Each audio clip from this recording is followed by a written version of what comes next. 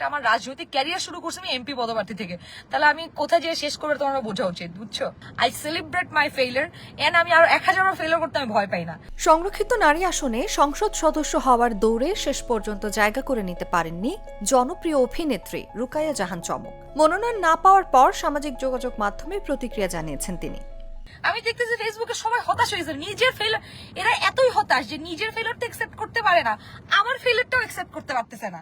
আজ বিকেল 3টার দিকে দেয়া এক স্ট্যাটাসে চমক কুষ্টিয়া থেকে সংরক্ষিত নারী আসনে মনোনীত হওয়ায় ফরিদা ইয়াসমিনকে অভিনন্দন জানান।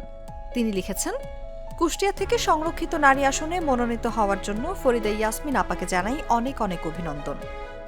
নিজের রাজনৈতিক যাত্রা প্রসঙ্গে এই অভিনেত্রী বলেন, আমি রাজনীতিতে একেবারেই নতুন এবং সংরক্ষিত নারী আসনে অংশগ্রহণের মাধ্যমে আমার রাজনীতির পথ চলা শুরু। দল থেকে যে অসামান্য সমর্থন ও সহযোগিতা পেয়েছি তার জন্য আমি চিরকৃতজ্ঞ।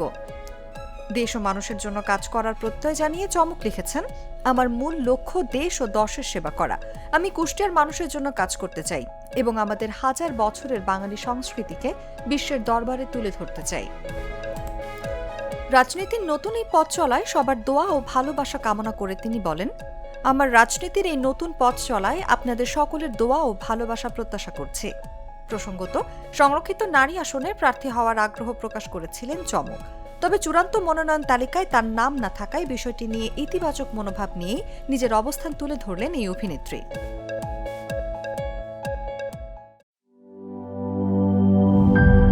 গ্লিটারের টুইন লেমন ও অ্যান্টিব্যাকটেরিয়াল ফর্মুলা বাসনকে চকচকে জীবাণুমুক্ত করে আমাদের দেয় গ্লিটার গ্যারান্টি।